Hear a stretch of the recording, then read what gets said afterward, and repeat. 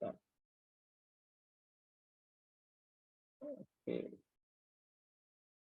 Ya, Assalamualaikum warahmatullahi wabarakatuh. Nah, selamat siang semuanya.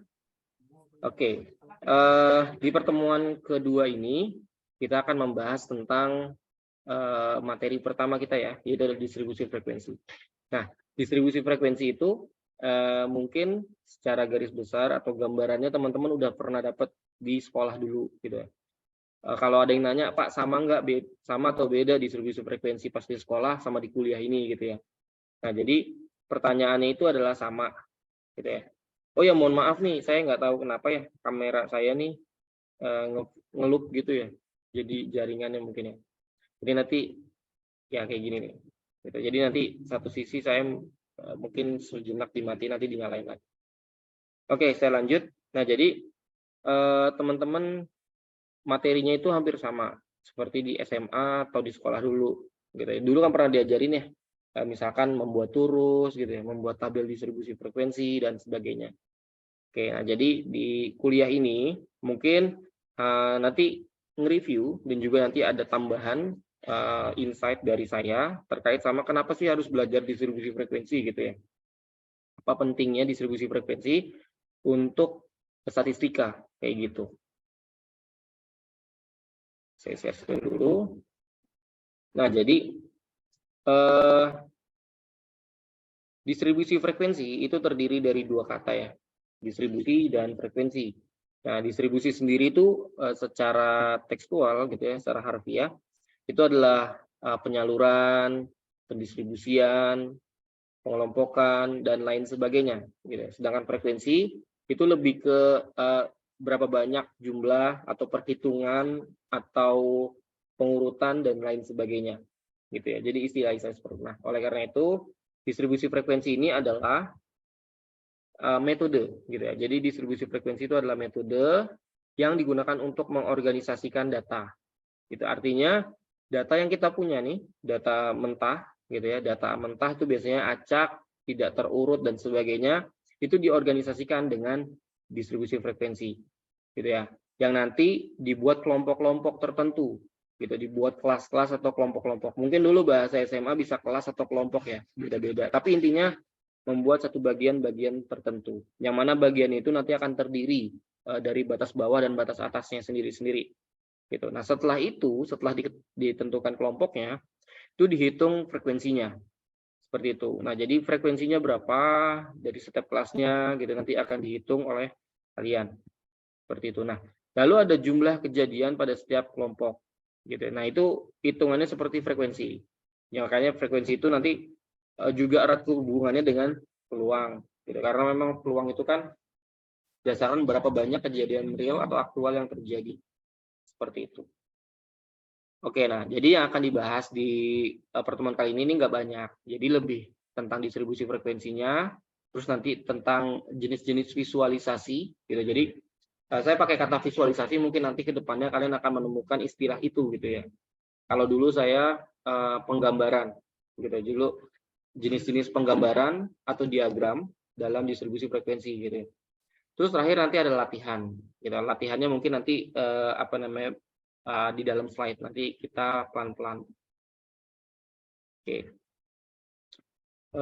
Next berarti. Nah, terus jenis-jenis distribusi frekuensi itu ada beberapa ya. Jadi pertama ada distribusi frekuensi tunggal, terus ada distribusi frekuensi kelompok. Nah, kan pertanyaannya kenapa Pak kok bisa tunggal gitu? Padahal distribusi frekuensi ini tadi sebutannya adalah pengorganisasian data dalam kelompok-kelompok, kan gitu ya. Kenapa bisa disebut tunggal? Nah, jadi tunggal ini akan dihasilkan sudah berdasarkan tahapan di dalam pembuatan tabel distribusi frekuensi. Nah, kebetulan gitu ya, kelompoknya itu tunggal gitu. Jadi hanya ada terdiri satu nilai saja. Gitu kebetulan. Nanti saya akan berikan contohnya. Nah, jadi dia tidak sengaja terjadi dia distribusi frekuensi tunggal gitu ya. Karena kelompok itu jadi kelompok itu tunggal itu berarti datanya satu dan kelasnya terdiri dari satu nilai saja. Seperti itu. Nah, lalu distribusi frekuensi kelompok itu ya seperti definisinya ya, berarti distribusi frekuensi yang telah dikelompokkan dalam satu atau beberapa kelas. Nah, jadi biasanya ada batas bawah dan batas atasnya. Nah, selanjutnya ada distribusi frekuensi kumulatif. Nah, distribusi frekuensi kumulatif itu lebih ke penjumlahan frekuensi yang terjadi dari setiap kelas, antar kelas gitu ya. Jadi kumulatifnya itu bisa kurang dari atau lebih dari. Artinya kalau kurang dari, berarti dia terjadi dari nilai total atau frekuensi total, terus menurun hingga frekuensinya menjadi 0. Nah, sedangkan untuk yang lebih dari, berarti dia naik, kayak gitu ya. Jadi modelnya kayak gitu. Nah, terus ada distribusi frekuensi relatif. Nah, relatif ini lebih bagaimana si data itu nanti akan dirubah menjadi persentase untuk melihat proporsi. Jadi tujuannya untuk melihat proporsi dari kelas tersebut mempengaruhi berapa persen dari jumlah data yang kita punya. Seperti itu. Ini biasa bisa kita analisis untuk melihat dominasi dari suatu hal. Gitu ya. Kalau distribusi frekuensi relatif kumulatif berarti kumulasi dari relatif tersebut. Kayak gitu. Nah, jadi hampir sama kayak kumulatif biasa, bedanya kalau kumulatif biasa itu mengakumulasi dari frekuensinya, sedangkan relatif kumulatif itu adalah mengakumulasi dari prosentasenya, sehingga nanti di akhirnya menjadi 100%. Kayak gitu. Oke, nah, oh iya, jadi teman-teman nanti kalau bisa chatnya ke everyone aja ya, nggak apa-apa. Oke, ya bagi yang memang mau ganti device atau mau aktivitas lain boleh segera diefisienkan waktunya ya, jangan kelamaan. Khawatir nanti ketika saya panggil kalian nggak jawab, kalian sudah terlanjur di alfain gitu. Oke, nah sekarang tahapan-tahapan distribusi frekuensi. Nah, coba saya mau tahu nih, ini kan materi belum saya sebar ya ke Elena gitu ya. Saya pengen tahu dari teman-teman di sini, mungkin boleh mengingat dari sekolah dulu, tahapan-tahapannya itu apa aja sih? Gitu ya, secara garis besar. Gitu ya, coba saya panggil dulu ya. Siti Hujaimah, coba. Ada? Ada, Pak. Ya. Yang kamu tahu atau yang kamu ingat saat dulu sekolah atau yang sekarang kamu tahu, tahapan-tahapannya apa aja sih dalam pembuatan distribusi frekuensi? Yang saya ingat yang pertama itu mengurutkan data. Mengurutkan data lalu? Lalu menentukan range-nya. Oke, setelah itu? Menentukan jumlah kelasnya. Oke, terus? Hanya itu, Pak. Oh, hanya itu, baru sampai Iya. situ. Oke, baik. Terima kasih, Siti. Oke, coba Rio Adi. Ya, Rio Adi.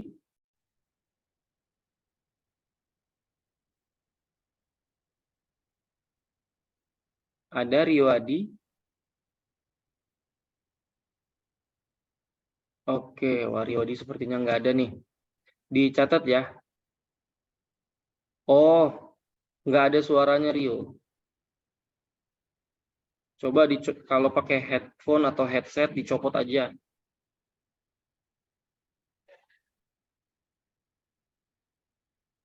Sudah? Wah, sebentar saya pindah HP. Oke, saya skip dulu ya. Nanti mungkin akan saya panggil kembali. Coba saya mau tanya Iklima Fasya, Rizkia. Ada? Ada, Pak.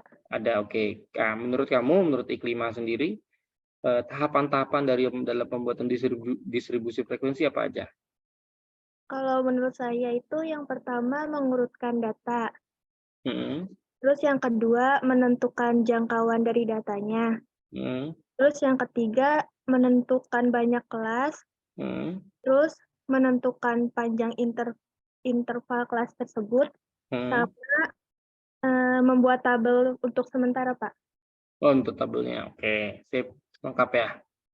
Baik, terima kasih. Kelima, satu orang lagi. Sama-sama. Azam Al-Rizki. Oke. Azam Al-Rizki. Iya, Pak. Oh, oke, ada ya. Oke, Azam. Yang kamu tahu, tahapan-tahapan dalam pembuatan tabel distribusi frekuensi apa? Maaf Pak, suaranya nggak kedengaran soalnya di luar hujan. terlalu kedengaran gitu. Tahapan-tahapan yang kamu ketahui dalam pembuatan distribusi frekuensi. Udah mulai kedengaran belum? Masih kurang, Pak. Pak. Kamu pakai headset? Enggak. Enggak ya? Kayaknya kamu lagi di dalam ruangan ya? Iya, di luar hujan. Iya, maksudnya harusnya kedengaran sih. Volume bisa ditingkatkan? Volume saya rusak, Pak. Baru tadi saya iniin. Oh, berarti ini Nggak udah bisa kedengeran juga. ya? Ini sekarang udah kedengeran. Mana, ulang, Pak. Kamu udah tektokannya udah bagus nih. Oke, Apa? saya mau tanya, tahapan-tahapan dalam pembuatan distribusi frekuensi apa aja? Tahapan-tahapan dalam pembuatan distribusi frekuensi.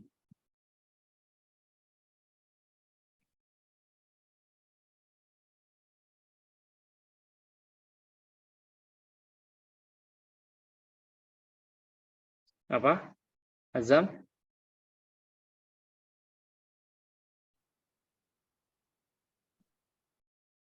Oh, penghilang ya. Mungkin kendala jaringan ya. Satu orang lagi deh. Kita ganti laki-lakinya dulu. Ntar saya cari dulu. Oh, ini aja. Dean Pramona.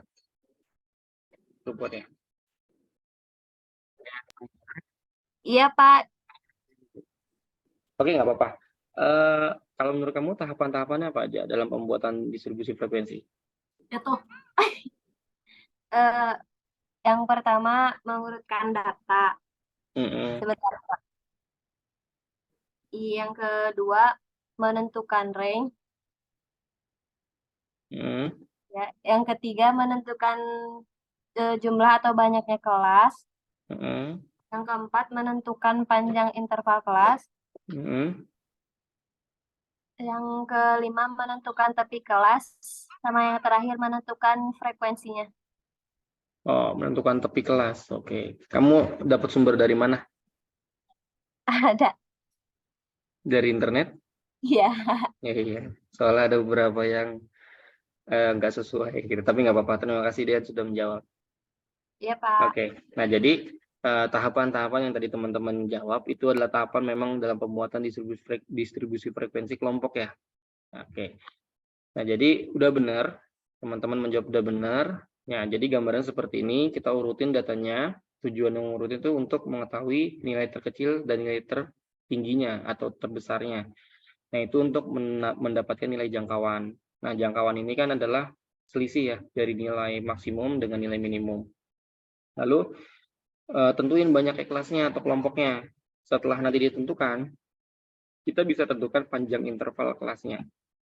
Nah, panjang interval itu apa? Berarti kan panjang interval adalah panjang dari batas bawah ke batas atas dari kelas tersebut. Nilainya ada berapa, kayak gitu. Nah, terakhir itu adalah batas bawah, gitu ya. Tentuin batas bawah. Nah, biasanya batas bawah ini didapatkan dari nilai minimum dari data kita. Gitu. Nah, gambaran seperti ini. Nah, cara membuat data dummy atau data contoh, mengurutkan data, gitu ya, dari terkecil hingga terbesar. Ini datanya 23, 21, 41, 52, 42. Nah, ketika diurutkan menjadi 11, 22, 22, 34, 45. Gitu ya. Nah, dari sini kita akan bisa mengetahui nih. Gitu. Jadi ketika diurutkan tuh kita secara mudah mengetahui nilai minimumnya 1, nilai maksimumnya adalah 5. Gitu. Nah, beda hal kalau belum diurutkan seperti ini. Nah, ini kebetulan datanya kecil ya. Bayangkan datanya bisa 10 kali lipat dari ini. Berarti ini kan ada 10 berarti 100 data. Nah, kita apakah mungkin bisa mendapatkan atau mengetahui nilai minimum dan nilai maksimum dari data acak? Bisa ya, tapi sulit gitu ya. Butuh waktu lebih lama daripada ketika kita sudah mengurutkan. Nah, nanti zaman sekarang tuh ngurutin data tuh jangan manual ya, teman-teman. Kita minta bantuan software. Biasanya saya sih pakai Excel gitu ya atau spreadsheet untuk ngurutin data gitu ya, kan situ udah jelas deh, ada ascending, ada descending, jadi biar ketahuan minimumnya mana, maksimumnya mana. Kalau manual bisa nggak Pak? Bisa gitu, cuman kan butuh waktu lebih lama seperti itu. Nah, tadi benar, setelah itu kita tentukan jangkauan. Nah, tadi kan dapat nilai maksimum 5, nilai minimumnya 1, berarti jangkauan yang dihasilkan dari data tersebut adalah 4. Tuh. Nah, setelah itu kita tentukan banyaknya kelas. Gitu. Nah, banyaknya kelas ini, gitu ya. Sorry. Ini pakai logaritma, gitu ya. Nah, jadi sebentar saya coba ambil. Saya sudah catat logaritma itu punya nilai baku, gitu ya. Nilai baku dari nilai lognya. Itu log 2, log 3, log 5, dan log 7. Gitu ya. Nah, jadi saya nanti mau ngasih tahu gimana cara menghitung log tanpa kalkulator gitu ya. Bentar, coba saya waktu itu save di mana ya?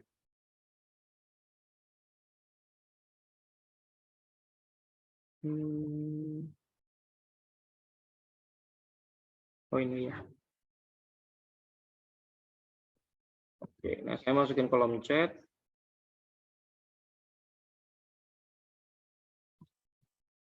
Oke, nah jadi di situ ada log 2 sebesar 0,301, log 3 0,477, log 5 0,699, dan log 7 0,845. Nah, dalam mengetahui nilai log, kita bisa melihat dari pemfaktoran, nilai pemfaktoran dari nilai tersebut. Nah, misalkan tadi kan yang dicari adalah log 10 gitu ya.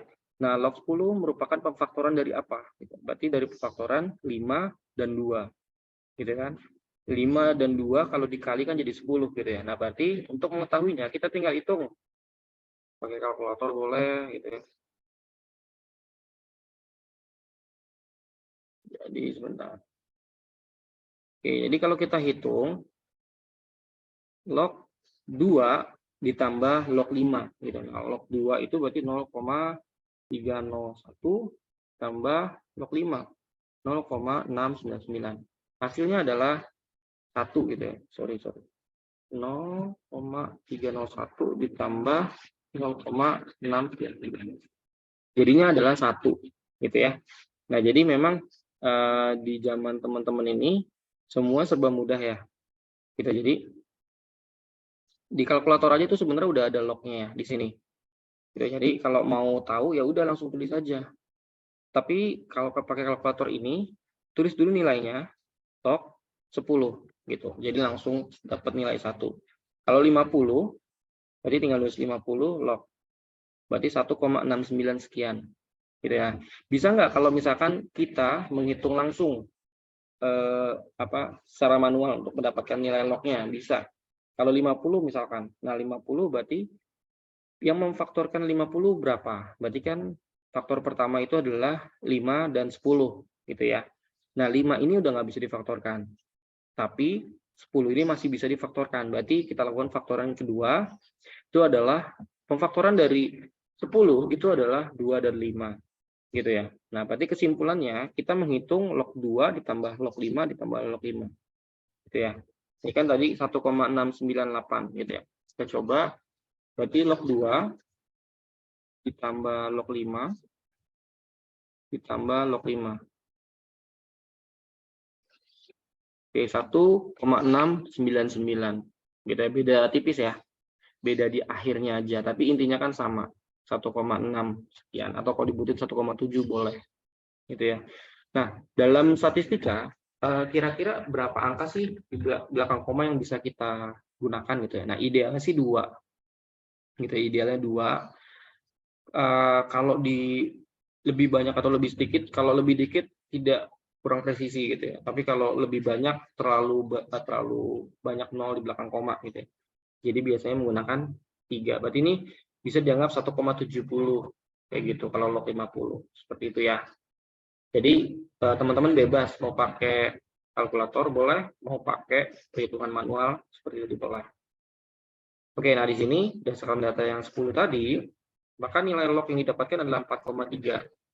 Nah, teman-teman, kalau menurut saya gitu ya, berdasarkan beberapa bacaan yang saya baca, dalam penentuan jumlah kelas itu lebih baik dibulatkannya ke atas, gitu ya.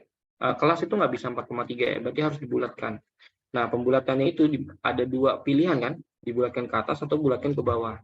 Nah, dalam kasus menentukan banyaknya kelas, itu kita lebih baik membulatkannya ke atas, berapapun itu.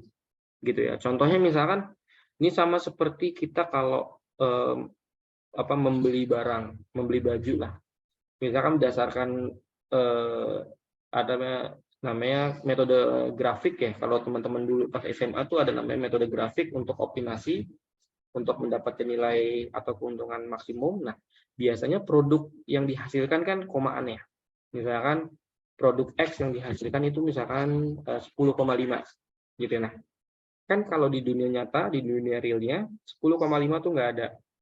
Yang ada 10 atau 11 kan gitu ya. Nggak mungkin bajunya dibagi 2 gitu kan ya.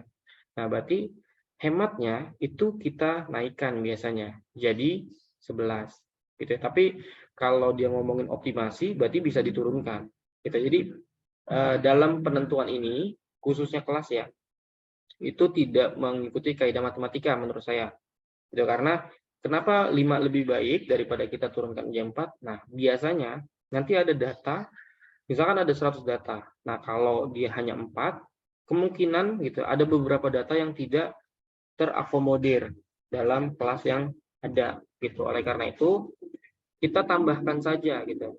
Jadi ditambahkan atau lebih itu nggak apa-apa daripada datanya nggak tercover semua. Nah, artinya nanti ada beberapa data yang atau dia nggak memiliki data atau frekuensi, maka dia akan memiliki frekuensi 0 gitu, dan itu nggak masalah gitu ya. Nah, lalu berikutnya setelah kita tahu panjang kelas sama rentangnya, nah kita cari intervalnya. Nah, interval kelas itu didapat dari R.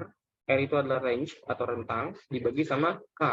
K itu adalah jumlah kelas yang tadi sudah didapatkan. Nah, berdasarkan contoh tadi ya, berarti kita lakukan pembagian 4 dibagi 5 gitu. Nah, hasilnya itu adalah 0,8. Oke, nah ini juga ada ketentuan nih teman-teman. Nah, jika data yang digunakan adalah bilangan bulat, maka yang kita pakai adalah 1. Kita bulatkan ke atas atau ke bawah ya. Jadi dalam konteks ini dia mengikuti kaidah matematika. Jadi kalau dia 0,3, misalkan 1,3, maka dibulatkannya ke bawah. Tapi misalkan 1,6 itu dibulatkannya ke atas. Seperti itu. Nah, tapi kalau misalkan datanya digunakan adalah bilangan desimal, mana yang kita gunakan? 1 atau 0,8? Nah, kalau bilangan desimal yang digunakan adalah 0,8 lebih baik. Karena lebih presisi gitu ya. Daripada yang 1. Karena dia dapat mengakomodir 1 atau 0 angka 1 0 di belakang koma gitu. 1 angka di belakang koma. Gitu, jadi lebih presisi. Nah, setelah itu tentukan nilai batas bawahnya. Nah, nilai batas bawahnya dari kasus tadi kan adalah 1 ya. Ya, 1 berarti dia dimulai dari 1. Nah, tadi jumlah kelasnya ada berapa? Jumlah kelasnya ada 5. Gitu ya. Jumlah kelasnya ada 5. Nah, bayangkan kalau teman-teman ini dipilih 4. Gitu ya. Berarti ada satu kelas yang tidak terakomodir. Gitu. Sini tetap 1 karena kan 4 bagi 4 1 gitu kan. Jadi ada nilai 5 yang tidak terakomodir atau ada satu data yang tidak masuk atau tidak valid. Gitu. Jadi yang valid hanya 9 data. Nah, itu sebenarnya merugikan kita sebagai researcher, gitu ya. Jadi lebih baik kita mengcover semua data agar datanya lebih atau datanya dapat diolah semuanya. Seperti itu. Oke, nah selanjutnya saya akan coba jelaskan beberapa visualisasi dalam distribusi frekuensi yang sering digunakan. Nah, tadi visualisasi pertama adalah ini ya. Jadi bentuk tabel, gitu. Nah, jadi teman-teman bisa membuat ini masih bisa dikatakan sebagai visualisasi, tapi bentuknya tabel. Oke, nah selanjutnya yang pertama adalah histogram. Nah, histogram digunakan untuk menunjukkan distribusi frekuensi dalam data numerik, gitu ya. Karena dia frekuensinya di sini nih, untuk menentukan frekuensinya. Nah, ini adalah kelas-kelasnya atau kelompok-kelompoknya. Nah, biasanya histogram itu membutuhkan namanya tepi kelas. Ya, nah, tepi kelas itu ada 2, ada tepi bawah dan tepi atas. Nah, tepi bawah itu didapatkan dari 0,5. Misalkan dia gini, jadi di sini ada 2 nih, ada 0,5 dan ada 0,05. Nah, apa bedanya? Nah, kalau 0,5 itu adalah nilai untuk mendapatkan tepi bawah apabila datanya bulat, gitu ya, nilai bulat. Misalkan kayak kita tadi 1, berarti tepi bawahnya adalah 0,5, gitu. Nah, tapi kalau misalkan datanya tunggal kayak gini, bisa nggak didapatkan itu? Nggak bisa ya. Jadi agak tricky gitu ya. Nah, ini nanti kenanya bisa diagram batang kayak gitu.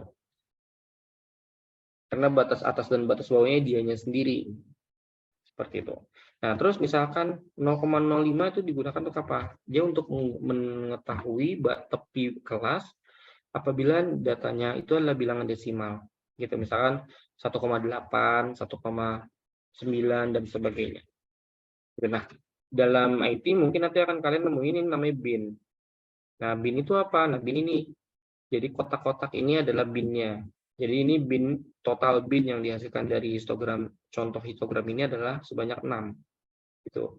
Nah, kalau kalian mengolah dengan software, binnya bisa ditentuin. Misalkan binnya mau 10, mau 15, itu bisa. Kayak gitu ya. Nah, lalu selanjutnya adalah diagram garis. Nah, diagram garis ini adalah diagram yang paling sering digunakan oleh orang-orang, gitu, karena mudah dipahami gitu ya. Nah, biasanya diagram garis fungsinya untuk mengetahui progres, gitu ya. Misalkan teman-teman nih, kalian mau melihat progres teman-teman. Ini kan semester 2 ya. Nah, semester 1 misalkan kalian buat nih, oh IPK kalian tuh 3,5. Nah, berarti starting kalian 3,5. Nah, semester 2 gimana? Gitu. Berapa IPK nanti gitu ya. Nah, ternyata misalkan ya, IPK kalian itu adalah 3,55. Sorry, bukan IPK, IPS berarti ya, IPS. IPS berarti itu kan per semester. Kalau IPK kan hasil kumulasi dari IP semester saat ini dengan IP sebelum-sebelumnya. Nah, berarti IPS semester 1 sama IPS semester 2 itu ada kenaikan. Walaupun nggak signifikan, yaitu adalah 0,05. Karena yang pertama itu adalah 3,5, yang satu lagi 3,55. Kayak gitu. Nah, terus nanti kita lakukan sampai semester 6. Nah, saat semester 6 nanti dievaluasi gitu. Nanti grafiknya ini condongnya kemana? Condong naik atau condongan turun gitu ya. Nah, pas naik paling signifikan di mana? Di semester berapa? Terus kalau turun signifikan tuh di keberapa kayak gitu. Nah, itu bisa kita analisis sebab muasalnya gitu ya. Kenapa bisa seperti itu? Nah, contohnya seperti inilah ya. Nah, di sini bisa teman-teman lihat nih bahwa ini ada kenaikan drastis di sini. Jadi dari data atau kelas ketiga ke kelas keempat itu naiknya drastis. Gitu ya. Jadi kalau dari angka dia ada selisih kurang lebih 8. Gitu ya. Karena GPS ini 8. Nah, berarti ini kenapa? Apa yang menyebabkan dia naik? Gitu ya. Nah, terus sebaliknya juga sama. Setelah dia naik, ini ada penurunan ekstrim.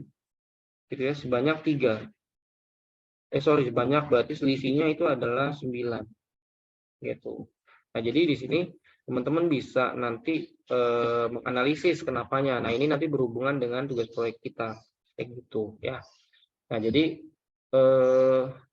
itu pertama untuk progres. Nah, kedua bisa untuk membandingkan. Membandingkannya apa? Membandingkan ini selain bar chart ya. Jadi kalau di sini biasanya kan kalau teman-teman lihat tuh kalau di grafik-grafik di internet ada 2 garis ya, warnanya beda.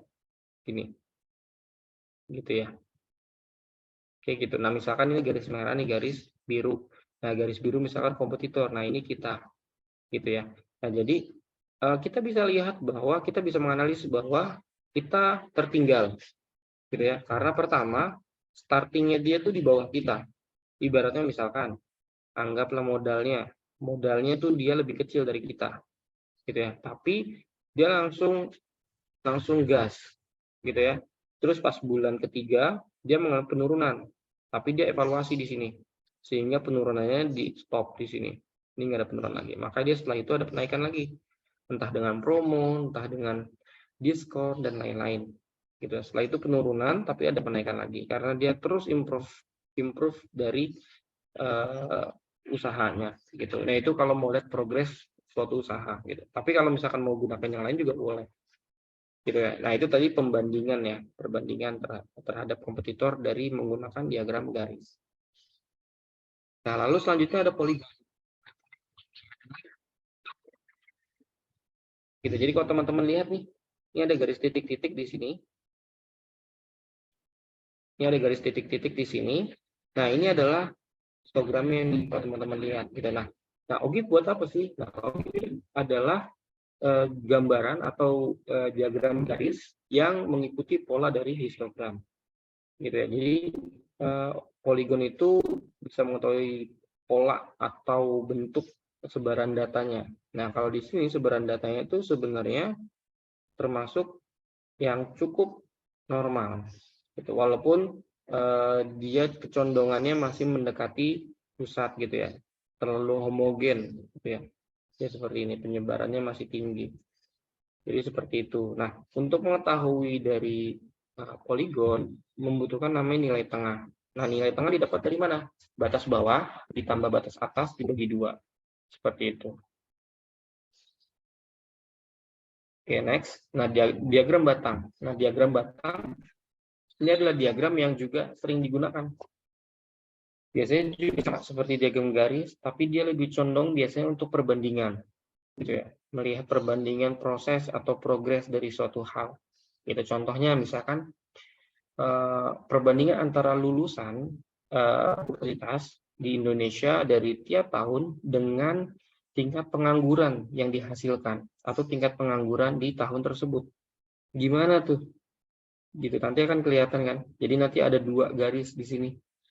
Kalau ini kan kebetulan ada 1 garis contohnya, nanti ada batang lagi di sini 1. Gitu ya. Biasanya beda warna. Tujuannya untuk membandingkan. Seperti itu.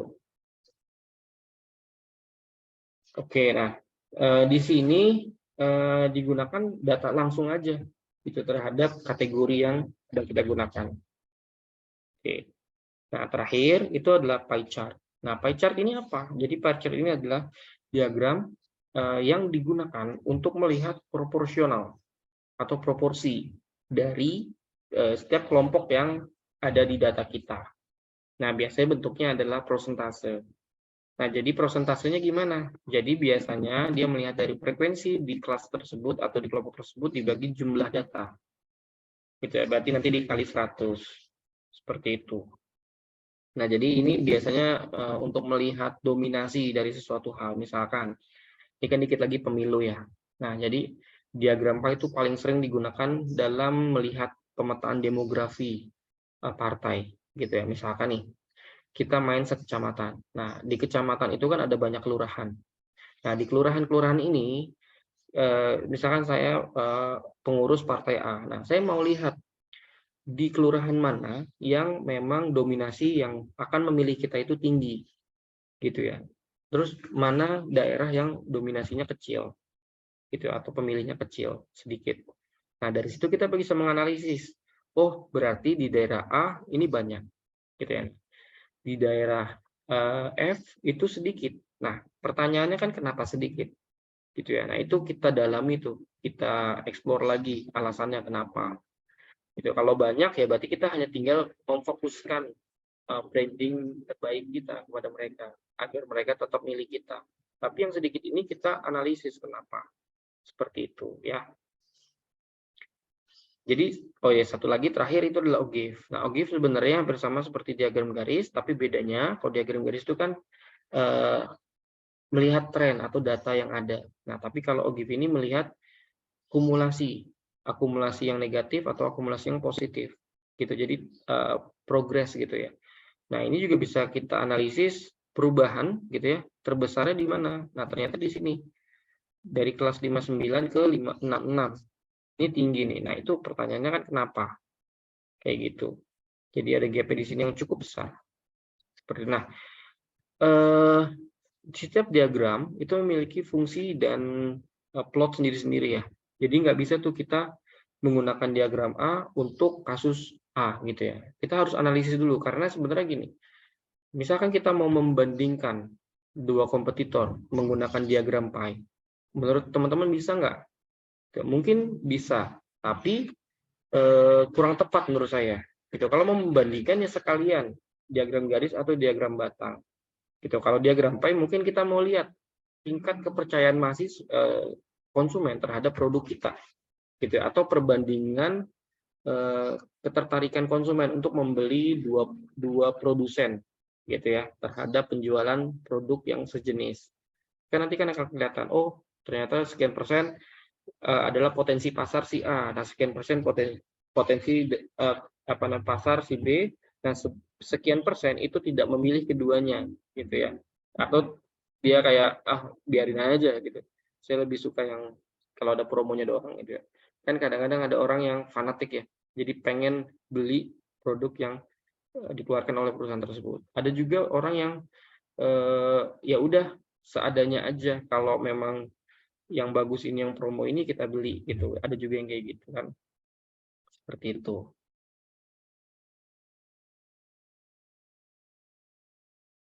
Oke, nah ini Muhammad Lutfi Ismail. Oke, tadi izin bertanya Pak, hasil 4,3 itu dibuatkan menjadi 5 Pak, bukannya hanya 4.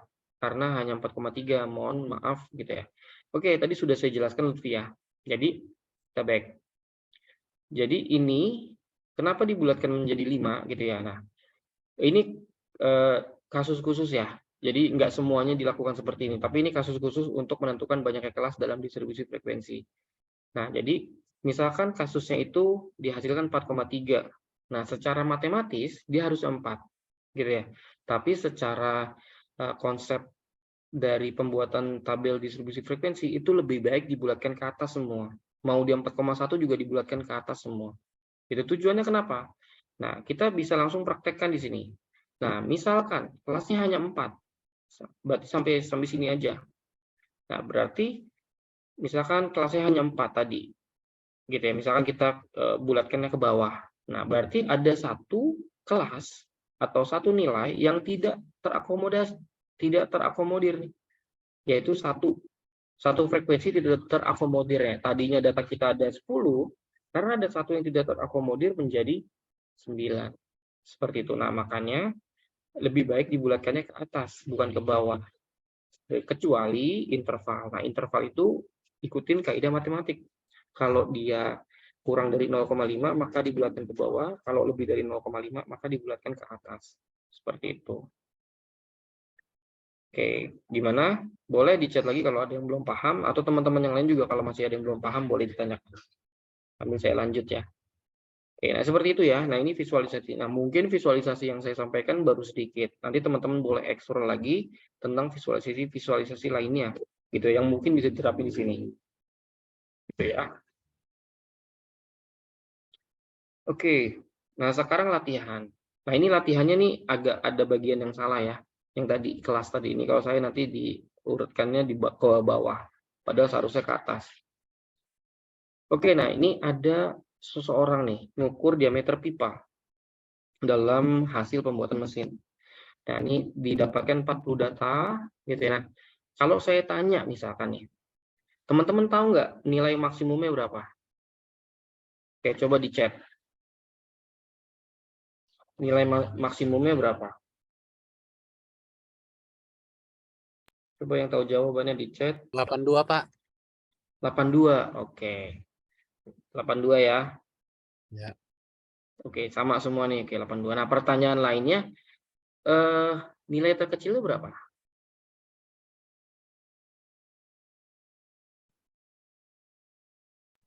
65, Pak. 65, Pak. 65. Oke. Oh, 65. Oke, sip. Nah, berarti dengan data 40 teman-teman masih bisa awas. Masih bisa ibaratnya mendefinisikan gitu ya. Oke, nah jadi ini dengan kondisi datanya belum diurutkan ya, jadi teman-teman bisa nebak. Nah, kalau kita misalkan begini gitu ya, terus saya tanya pertanyaan yang sama, butuh berapa detik teman-teman bisa jawab? Misalkan saya tanya nilai maksimum berapa?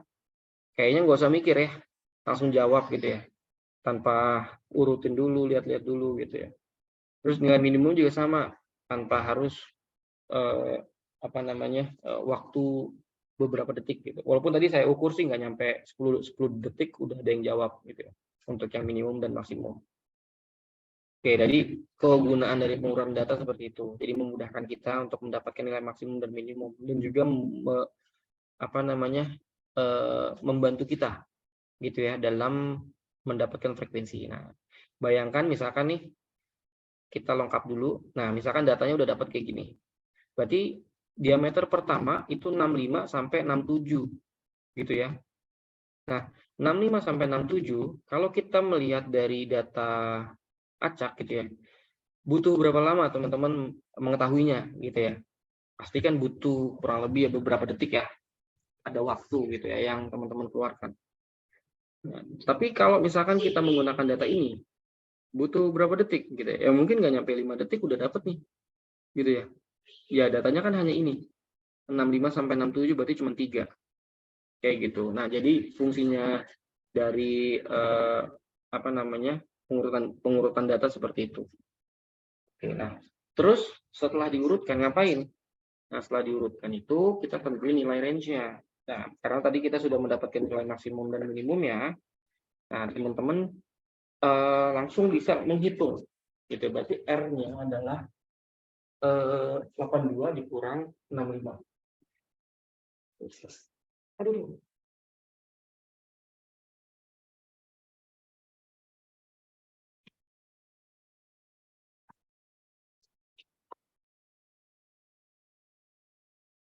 Oke, nah, kita lanjut. Setelah kita menentukan range-nya, nah teman-teman bisa langsung mengetahui atau mendapatkan nilai banyaknya kelas, gitu ya. Nah di sini saya langsung ya teman-teman ya, tidak melalui proses, tapi nanti teman-teman boleh dijabarin satu-satu. Nah, langkahnya adalah kita cari dulu log 40. Nah, tadi kan lognya sudah saya infoin ya.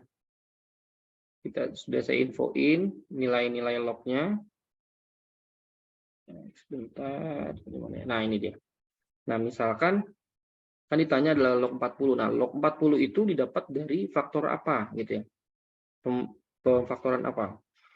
Nah, dia kan dari 8 dikali 5 gitu ya. Berarti kan ada 5 dan 8. Nah, 5 itu udah nggak bisa difaktorkan kembali, tapi 8 masih bisa. Nah, 8 itu hasil pemfaktoran dari 2 dan 4.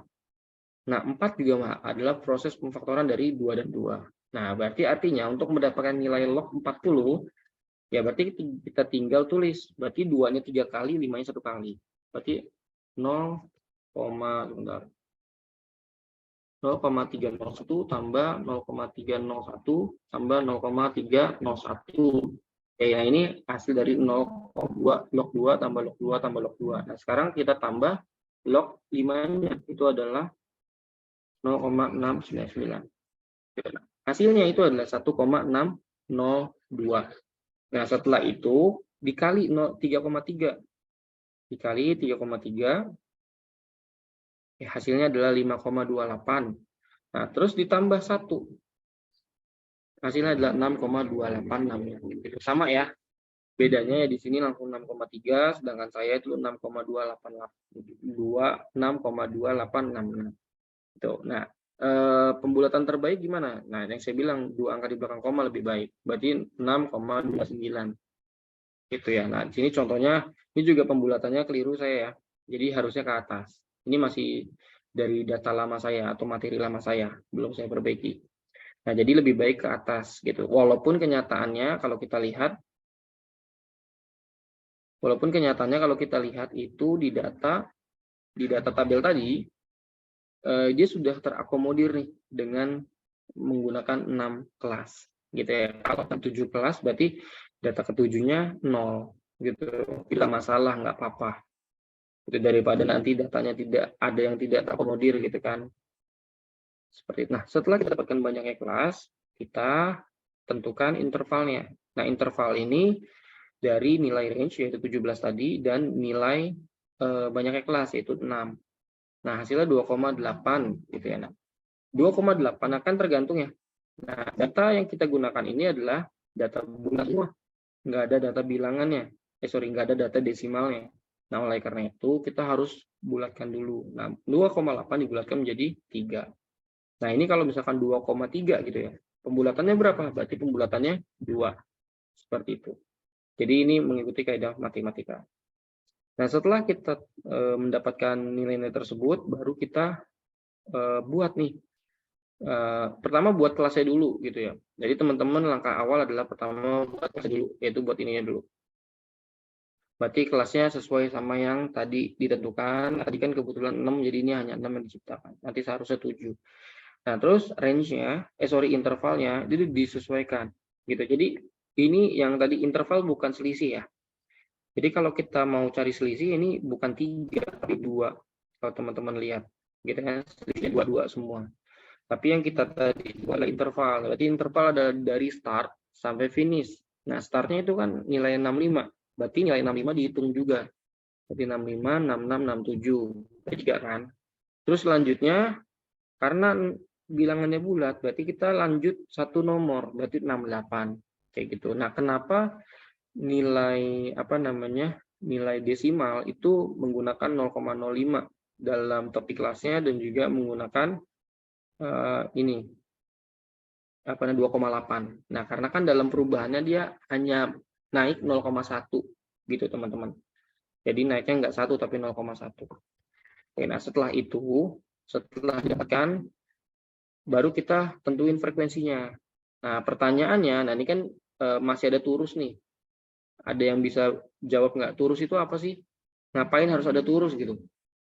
Bisa bantu saya? Boleh di chat, dijawab. Turus itu apa? Terus buat apa gitu ya? Itu ada yang bisa? Atau saya panggil aja deh ya, lebih enaknya saya panggil. Coba. Oke, bentar. Oke, coba saya panggil Endang Rismawan. Ada Endang Rismawan? Ya, Pak. Oke. Turus itu buat apa, Endang? Kalau menurut saya itu sama kayak frekuensinya, Pak. Kayak jumlah frekuensi gitu. Kalau andai saya hapus, berpengaruh nggak? Menurut saya tidak, Pak. Tidak. Kenapa tidak berpengaruh? Karena jumlahnya sama kayak nilai frekuensi. Oh, maksudnya kalau saya hapus, nilai frekuensinya nggak jadi nilai. Tetap sama gitu, Pak. Kayak 60 jumlahnya. Tetap 60. Dari mana 60? 40. Oh iya, oke. Baik, terima kasih. Oke, coba saya tanya satu orang lagi. Azleni.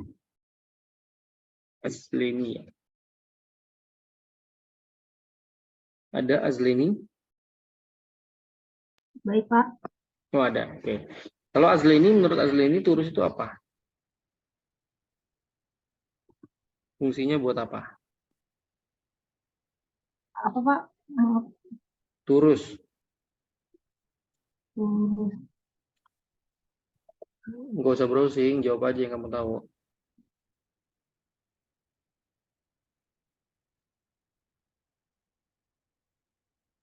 Turus itu apa?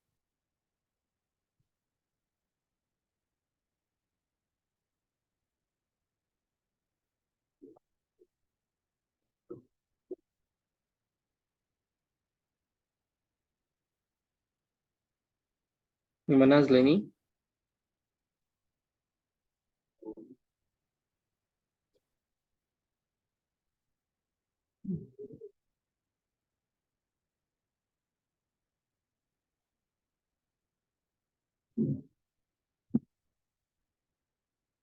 Ada, Azleni udah ketemu. Udah ketemu jawabannya. Belum, Pak. Belum.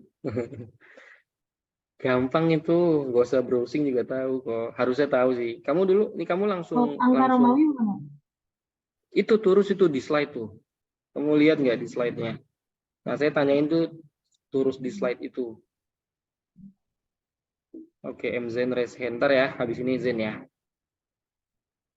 Oke. Menurut kamu dulu langsung kuliah kan ya? Atau sempat ada gap dulu? Ada gap maksudnya mungkin kerja atau ngapain gitu? Langsung kuliah kan ya? Iya. Iya. Apa sudah lupa materi SMA-nya?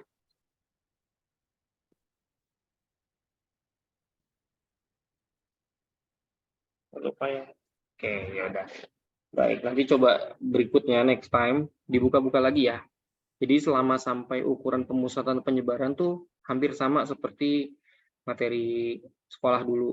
Jadi teman-teman boleh dibuka-buka lagi materinya karena biar nge-refresh kembali gitu ya. Karena nanti mulai beda di korelasi. Nah, korelasi saya yakin belum pernah dapat kayak gitu, oke? Oke, Zen, gimana?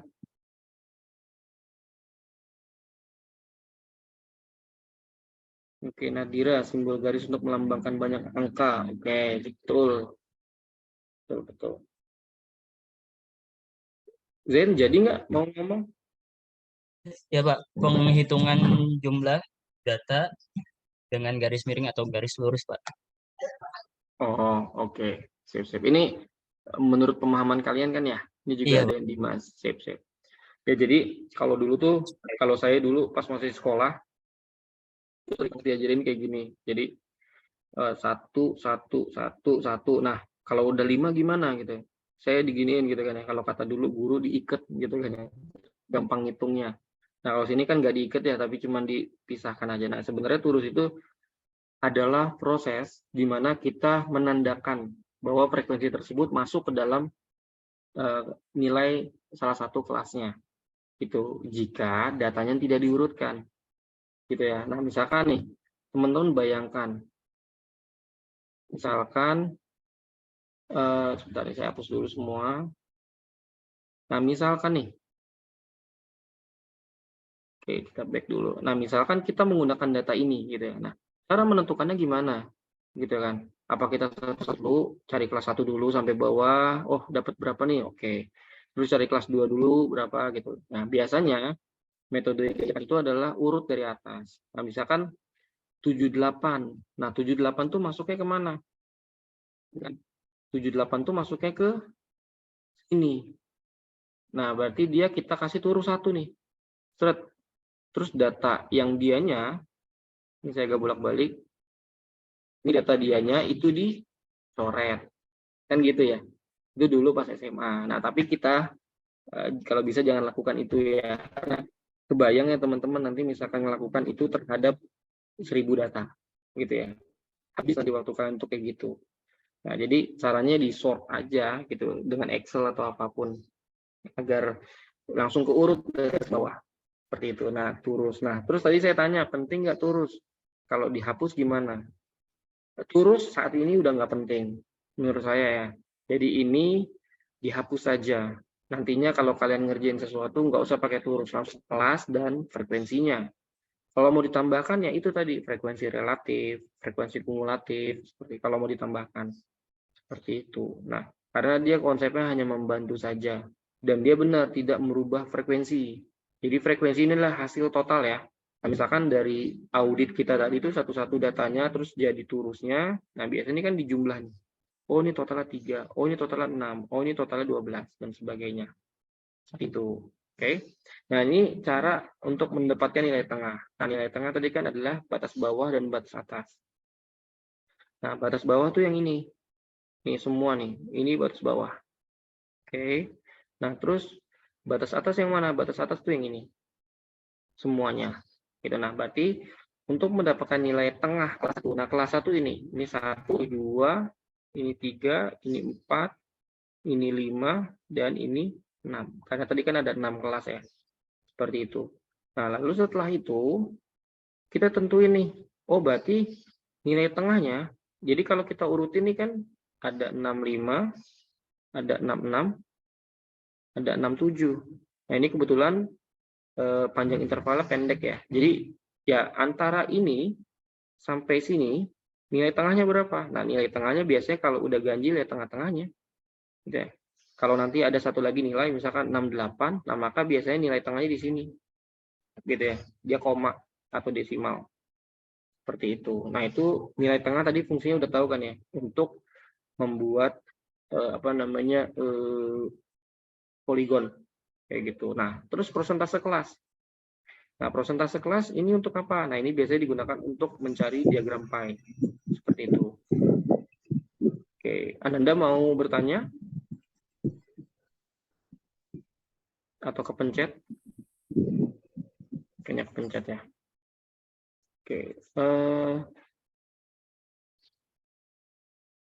Bentar. Apa gimana? Mohon maaf, untuk frekuensi itu adalah jumlah hasil dari pencarian nilai tengah, bukan Pak?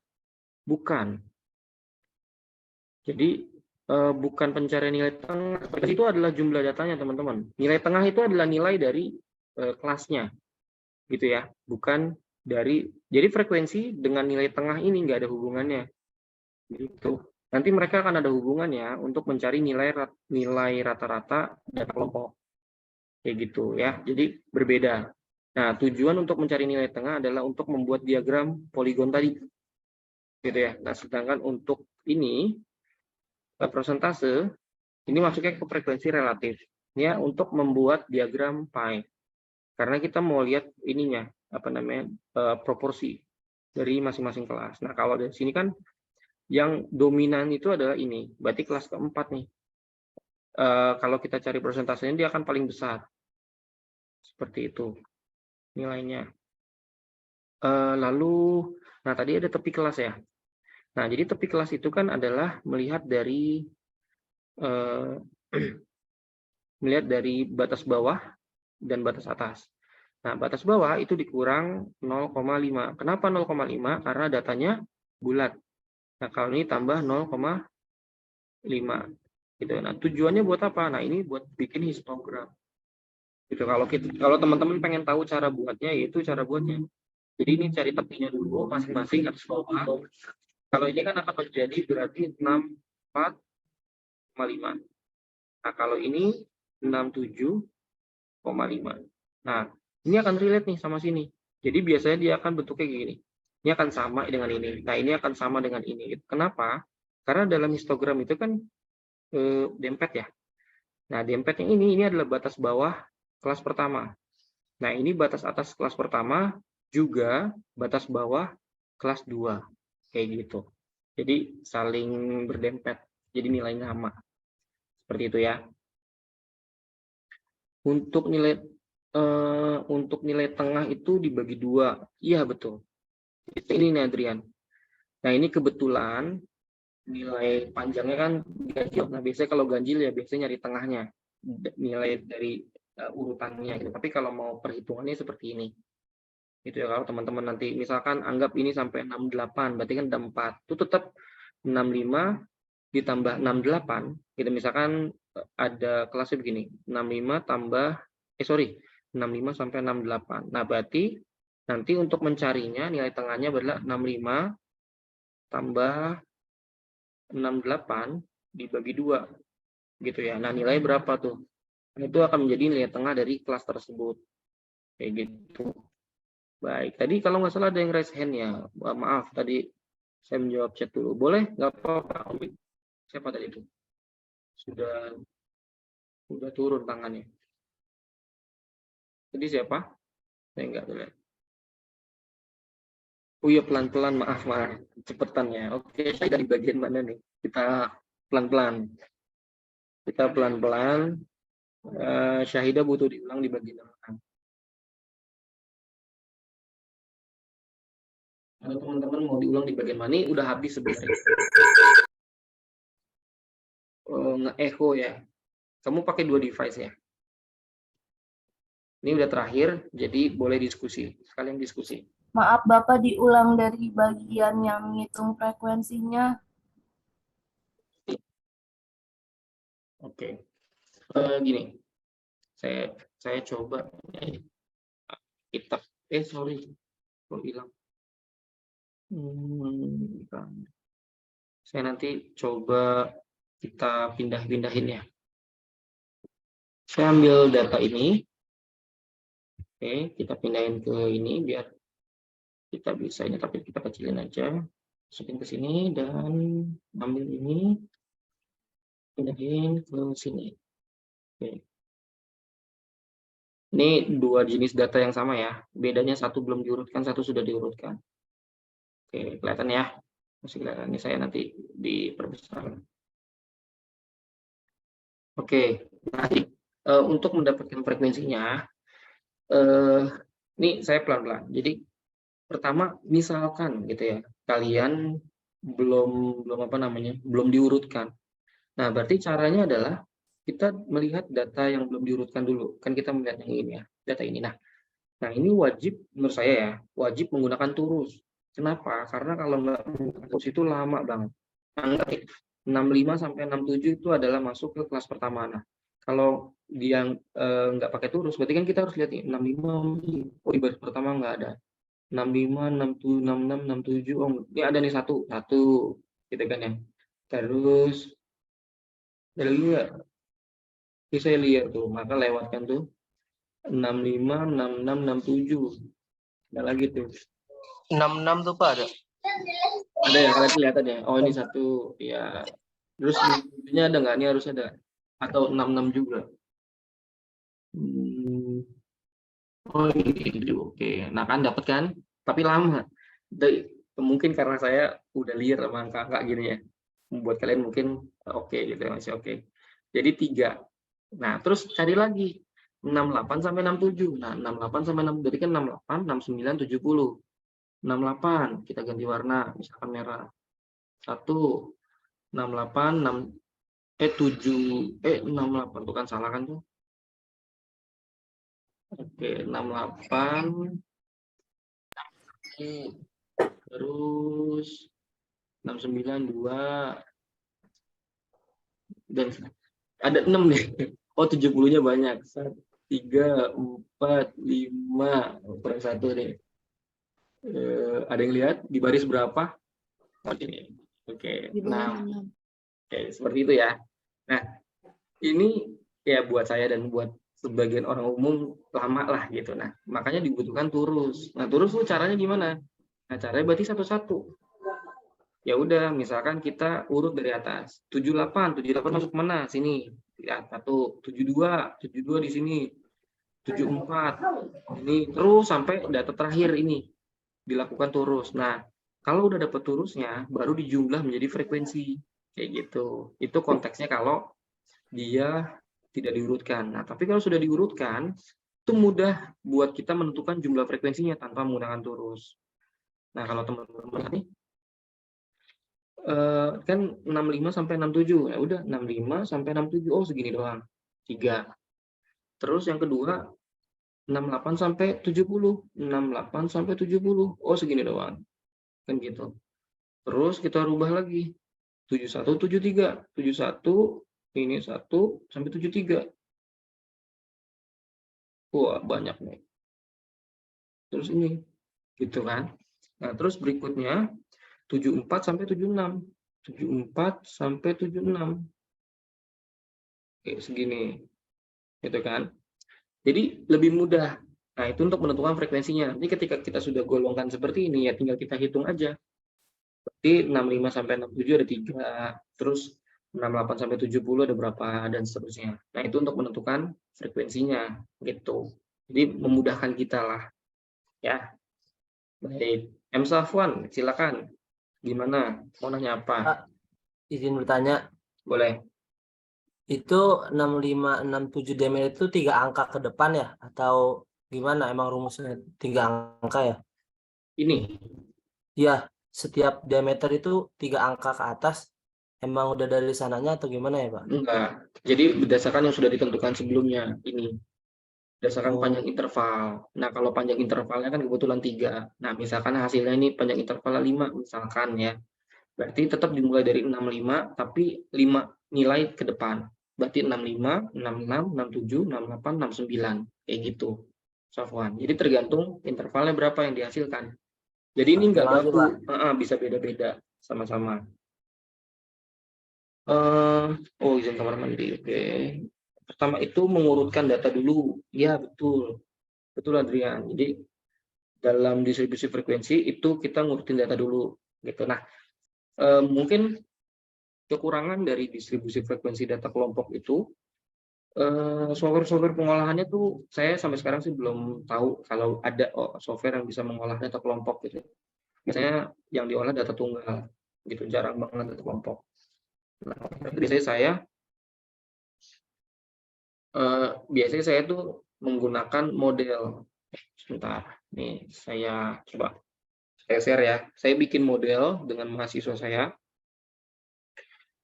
Model perhitungan nih, ini nih.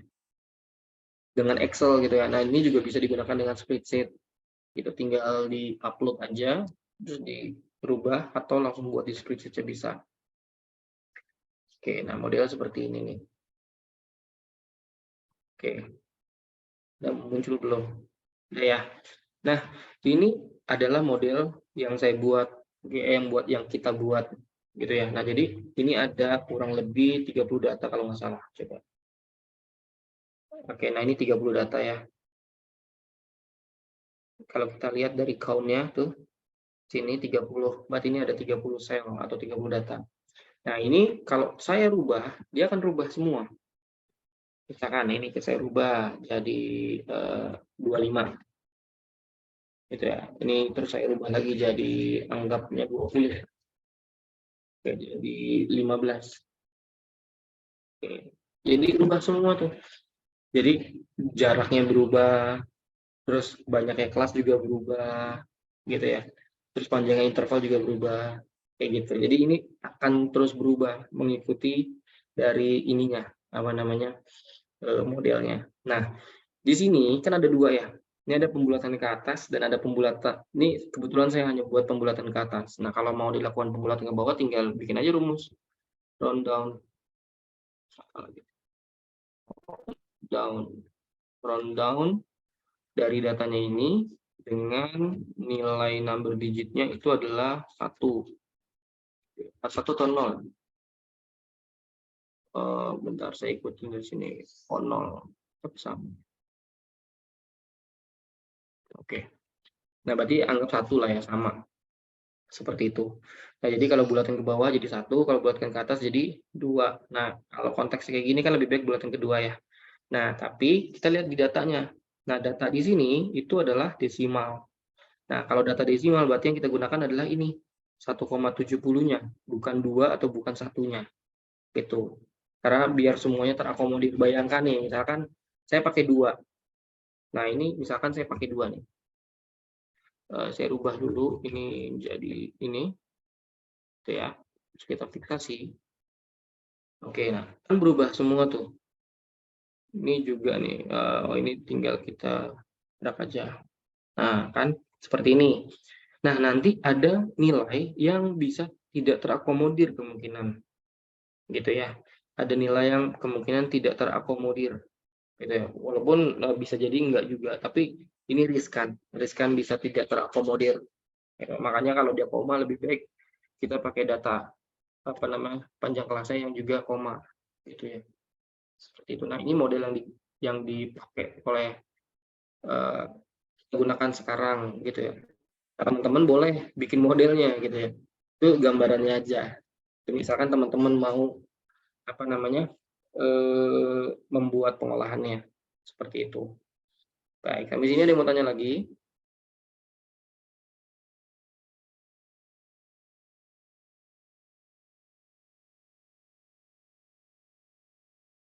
Oke, nggak ada nih. Oh, Aldi, silakan raise hand. Tes Pak, apakah suara saya terdengar? Iya, jelas Di. Baik. Sebelumnya saya mau bertanya soal visualisasi data Pak. Kan kedepannya tadi udah dibahas tentang chart ya Pak ya. Apa? Tentang apa? Jadi yang tentang visualisasi data. Apakah kedepannya Pak dalam mata kuliah statistik ini akan belajar bahasa pemrograman seperti Python untuk data, kayak menggunakan matplotlib kan untuk data statistiknya, atau bahasa R Pak untuk visualisasi data dan insight data itu sendiri kayak buat memudahkan gitu Pak. Apa kita bakal belajar bahasa itu Pak? Terima kasih Pak. Baik, terima kasih juga. Ya, jadi saya jelaskan ya. Jadi defaultnya mata kuliah statistik itu nggak belajar itu yang saya tahu gitu ya. Mungkin ada pengenalan sih nanti ada. Saya coba sempatkan masukan gitu. Karena dalam konteks ini saya mau nanti coba ngajarin lebih ke research-nya, lebih ke ilmunya, keilmuan statistikanya. Yang salah satu nanti kita terapin di penelitian kayak gitu. Nah, tapi banyak permintaan sih untuk coba dibahas Pak Python atau gimana gitu ya. Itu nanti kalau ada nanti saya coba range dulu gitu ya. Range dulu, moga-moga masih sempat gitu. Karena beberapa tahun ini saya bilang saya usahakan tapi realisasinya nggak ada gitu. Nah, tapi tahun ini coba saya akan buat mungkin sebelum UTS gitu ya, untuk mengenalkan aja gitu ya tentang Python, penggunaan Python terhadap ya visualisasi dan sebagainya.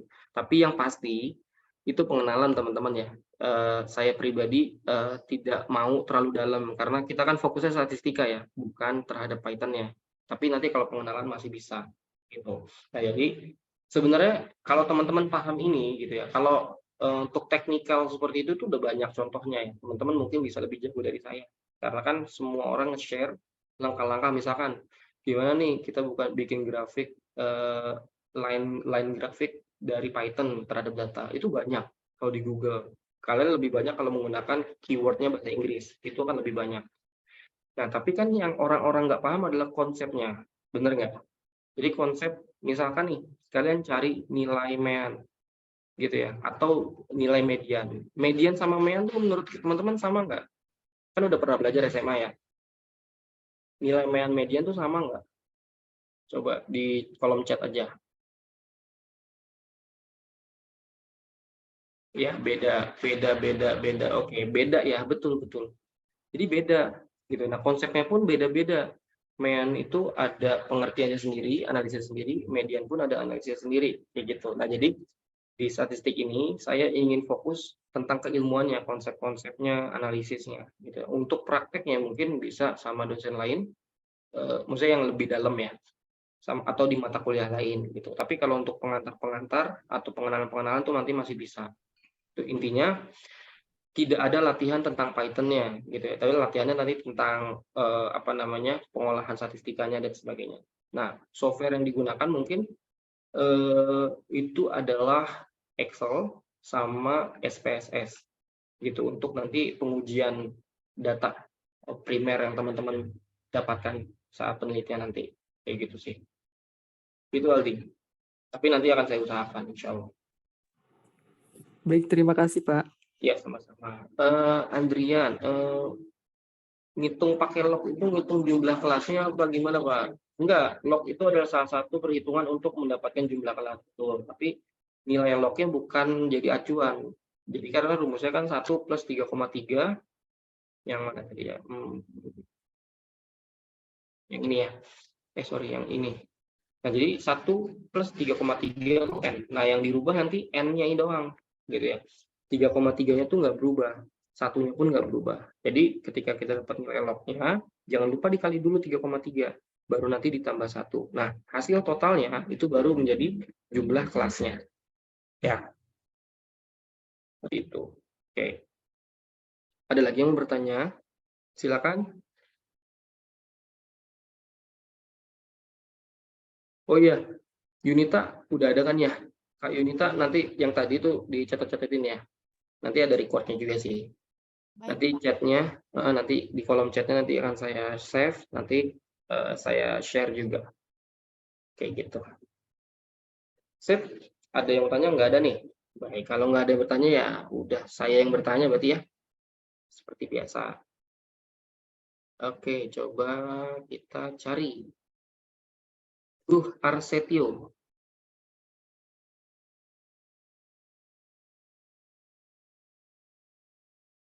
Arsetio. Oke, sekali lagi Teguh Arsetio. Oke, enggak ada Kak Yunita, tolong dicatat Teguh Arsetio nanti diapakan. Oke, ini coba mahasiswa Turu. Siapa nih? Ini kalau kayak gini-gini sih saya nggak usah nanya. Saya remove aja langsung ya. Oke, apa tuh? Bentar, ada yang bertanya. Duh, hilang. Tadi yang bertanya siapa? Dita ya? Pertanyaan apa? Kok nggak muncul ya?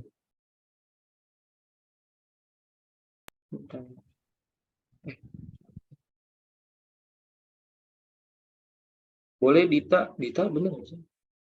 Tadi kalau ada yang bertanya, itu dia. Di saya tuh kenapa nggak muncul ya?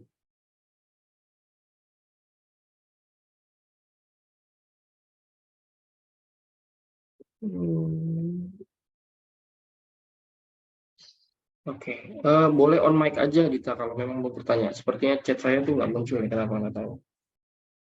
Oke. Oke, sambil ini ya, sambil saya Pak izin. Oh iya, Dita tadi silakan. ngirimnya ke saya Pak, ntar. Oh, ngirimnya ke Yunita. Iya. Oke. Salah kirim kayaknya. Ya nggak apa-apa. Soalnya ada notif tapi nggak ada kontaknya. Boleh di ini aja, Junita ke everyone.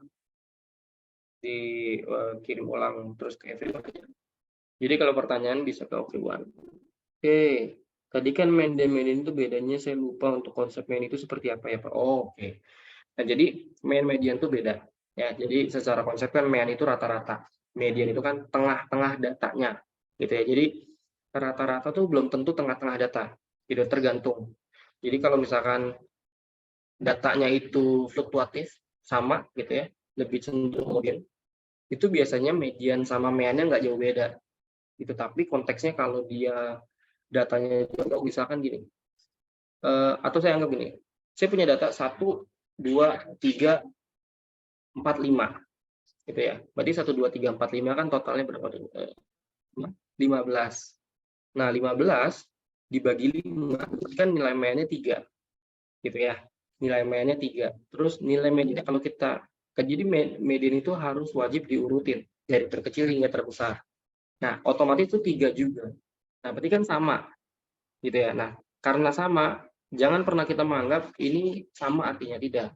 Nah, kebetulan saja sama, gitu ya. Jadi karena nilainya fluktuatifnya, terus rentangnya nggak jauh, gitu ya, itu bisa sama seperti itu. Nah, tapi kalau saya rubah 5-nya jadi 10, gitu ya. 1, 2, 3, 4, 10, gitu ya. Berarti kan total datanya adalah 20. Nah, 20 dibagi 2 itu 4. Kan gitu ya. Nah, sedangkan nilai tetap 3. Nilai median 3. Kenapa? Karena ketika diurutkan 1, 2, 3, 4, 10, itu dia tengah-tengahnya tetap di 3.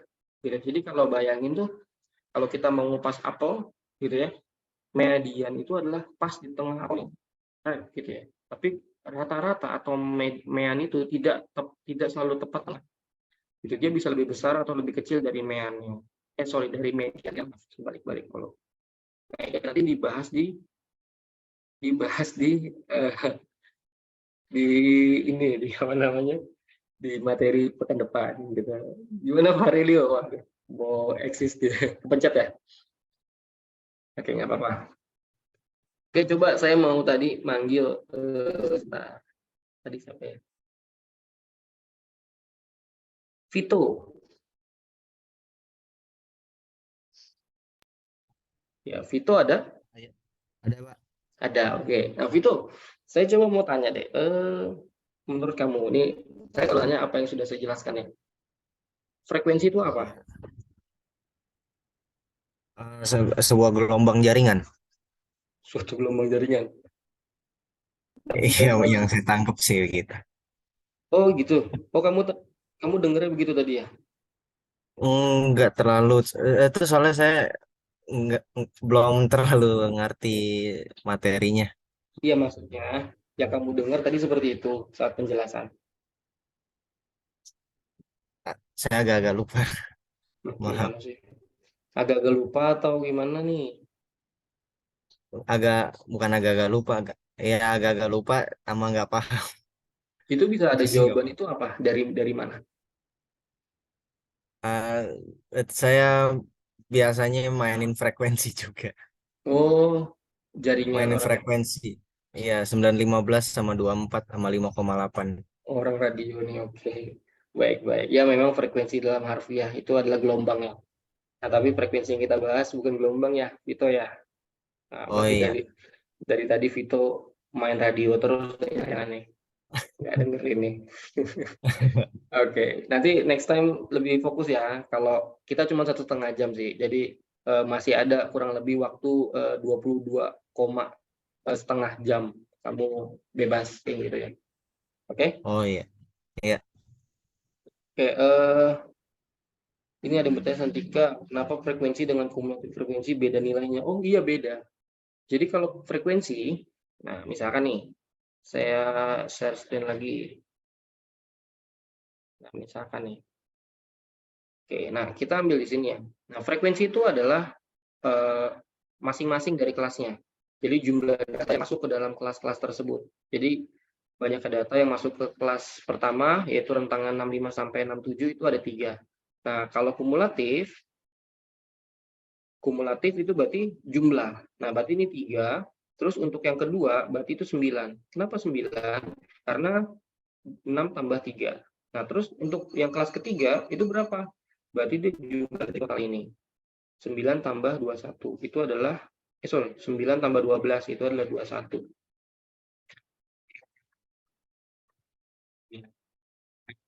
Beda. Seperti itu. Nah, terus,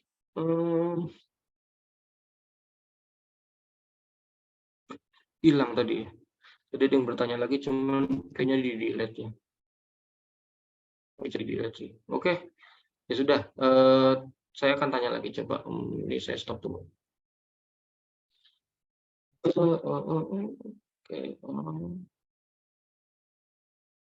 Oke, Talita NS.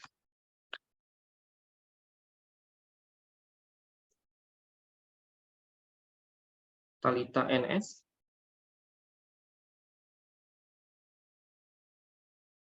Ya, sekali lagi, Talita NS. Oke, enggak ada. Oke, dicatat ya Kak Yunita ya, Talita NS. Oke, selanjutnya coba M. Raka.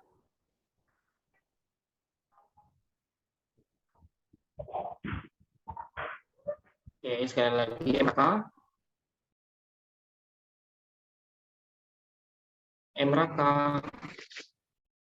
Oke, tolong catat Kak Yunita. Wah, banyak nih. Iyat Khairul Rijal.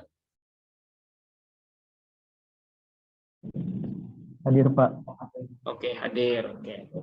Iya, saya mau bertanya. Tadi saya sudah jelasin beberapa visualisasi ya. Dan sempat juga ada yang tadi ya dari mahasiswa. Nah, saya mau tanya ini aja, sederhana. Bedanya antara histogram dengan diagram batang itu apa? Apa, Pak? Bedanya histogram dengan diagram batang. Diagram batang dengan apa, Pak? Histogram. Kamu lagi di mana emang? Lagi di kampus, Pak. Lagi di mana?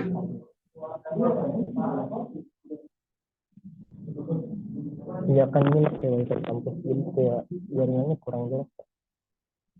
Jaringannya kurang jelas. Oh. Ya, itu tadi saya tanya antara histogram dengan diagram batang. Histogram ya, Pak.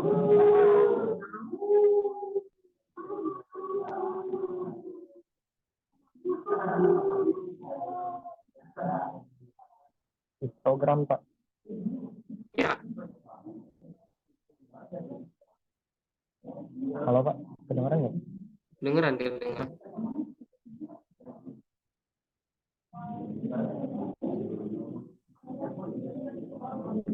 Apa jawabannya?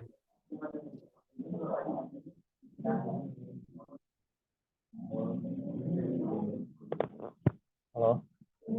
Ya, kedengeran.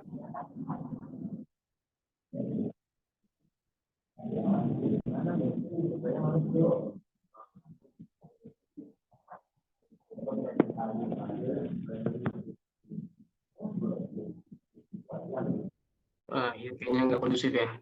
Oh ya, Kak Yunita, buat mahasiswa yang saya tanya, terus dia nggak bisa jawab, tolong catat lagi ya.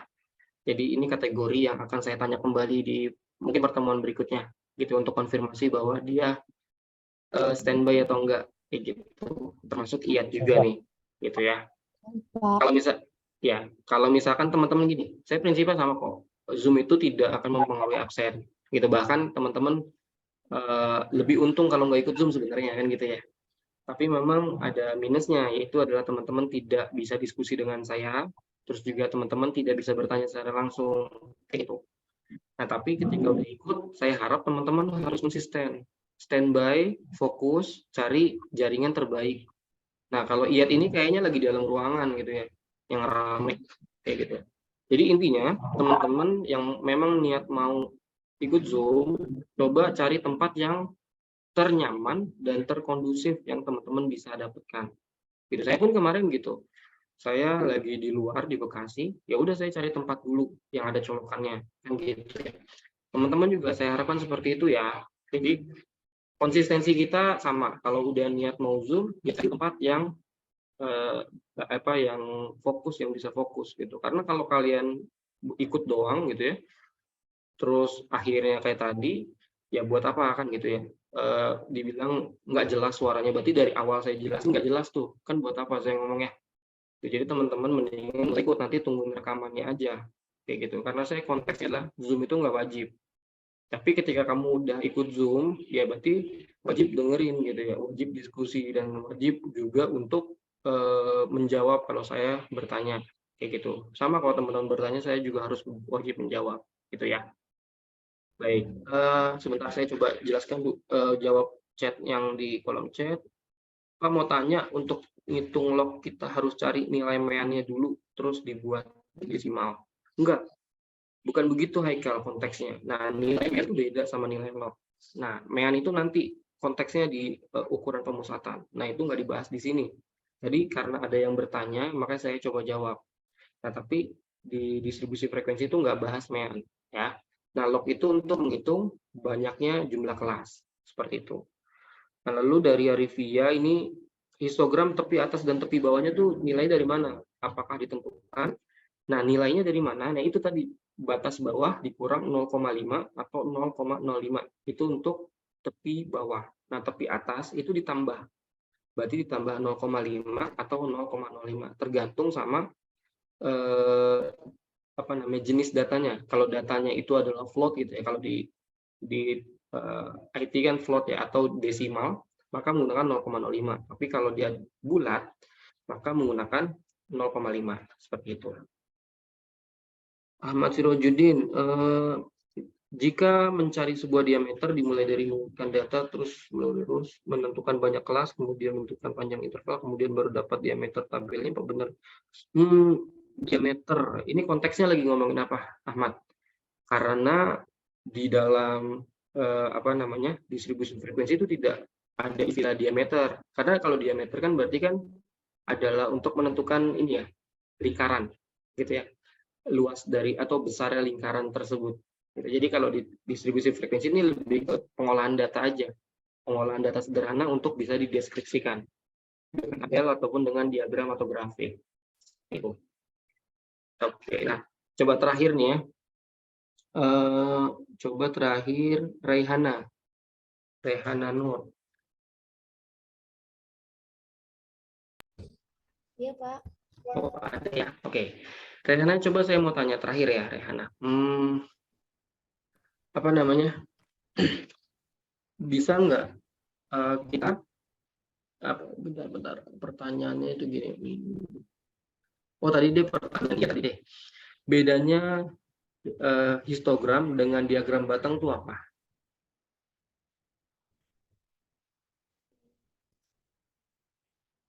Kalau histogram menyajikan data numerik, sedangkan grafik batang menunjukkan data kategorikal.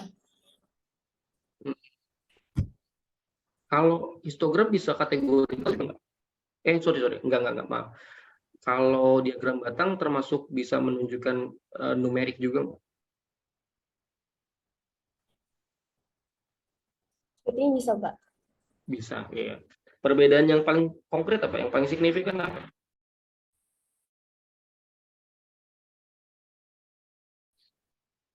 Dari bentuknya ya. Coba kamu searching deh, histogram dan diagram batang. Itu dari bentuknya udah beda. Nah, itu yang membuat ciri khasnya. Jadi sebenarnya kalau kategorikal, sebenarnya histogram juga kategorikal, gitu kan ya, sama. Cuman bedanya memang histogram tuh lebih bisa dimanipulatif, gitu ya. Tapi kalau diagram batang nggak bisa, karena dia benar-benar mengkategorikan satu variabel, misalkan tahun, gitu ya. Jadi dia tahun 2020, misalkan kita mau riset 10 tahun ke belakang, berarti hanya ada 10 batang. Tapi misalkan dengan histogram, kan harusnya 10 batang. Kita bisa memperbanyak jadi 10 batang, gitu. Itu prinsipnya ketika pengolahan dengan software. Tapi paling signifikan bedanya itu. Kalau diagram batang berarti ada gap, sedangkan histogram tuh mepet. Gitu. Nah itu nanti ke depannya akan menemukan jenis-jenis diagram model seperti itu, gitu ya. Oke. Oke, baik. Terima kasih, Pak. Iya. Mohon maaf mau bertanya, panjang interval dalam sebuah tabel itu dimulai dari mana? Panjang interval itu tidak dimulai, tapi dicari, gitu ya. Jadi panjang interval itu dicari dengan sebelumnya kita tahu nilai range atau jangkauan dan nilai banyaknya kelas, gitu ya. Jadi interval itu bukan dimulai tapi dicari, gitu ya I5 ya. Jadi teman-teman moga-moga paham tentang konsep ini. Semoga ada gambaran. Gitu. Nah, ini sebenarnya dasar dari statistika dan juga dari pengolahan data lainnya. Nah, jadi teman-teman harus paham konsepnya dulu, gimana cara bikin grafiknya. Karena kalau software kan tinggal klik-klik doang ya. Kalau apalagi Tableau, Power BI itu kan tinggal gerak doang ya. Gerak data kemudian terjadi gitu ya grafiknya, dan itu lebih bagus memang. Seperti itu ya. Oke, udah akhir sesi. Silakan dinyalakan kameranya. Oke, Fahrelio, diusahakan dinyalakan Fahrelio ya. Jadi tetap pada prinsip saya kalau ini reward gitu ya, ini reward. Jadi sesi ini adalah reward apabila teman-teman nyalain kamera. Ini saya tunggu 10 detik. Dan ya sudah nyala, tolong distabilkan gitu ya. Dan nanti saya nggak tanggung jawab ketika screenshotnya mati sendiri gitu ya. Oke, saya coba nyalain juga. Oke, ditahan ya, saya akan screenshot masing-masing. Oke, kita mulai dari layer 1.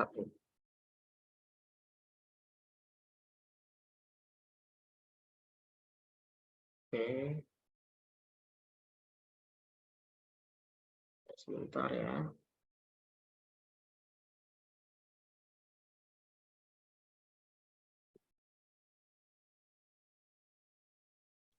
Oke, terus layer 2.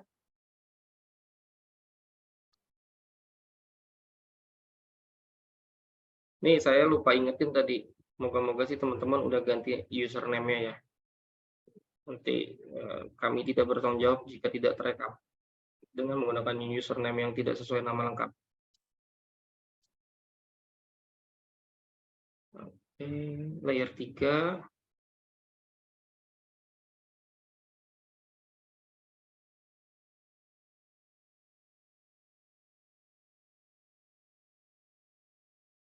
Oke, nah layer 4 nih, wah banyak ya. Sampai layer 4. Kan kalau nggak diginiin nggak akan kelihatan muka-mukanya nih.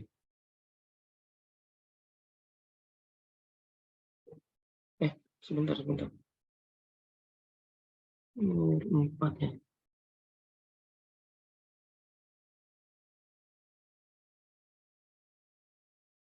Oke, terus layer 5.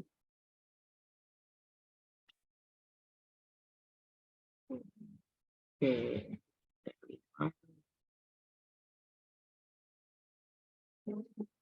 Udah mulai banyak yang nggak stabil.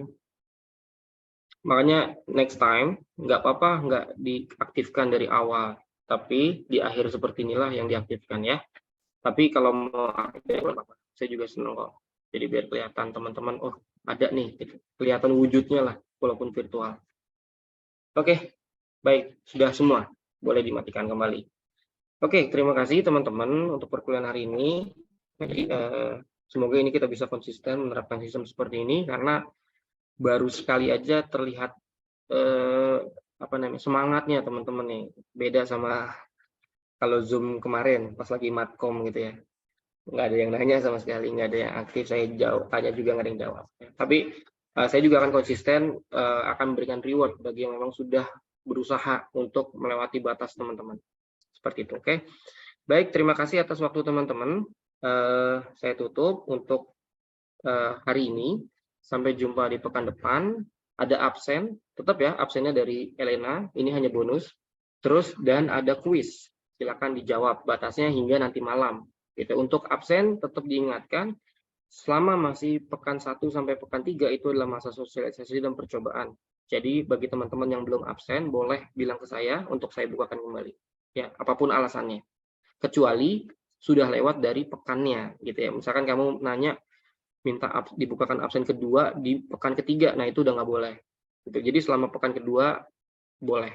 Seperti itu. Baik, terima kasih atas waktunya. Saya tutup. Assalamualaikum warahmatullahi wabarakatuh.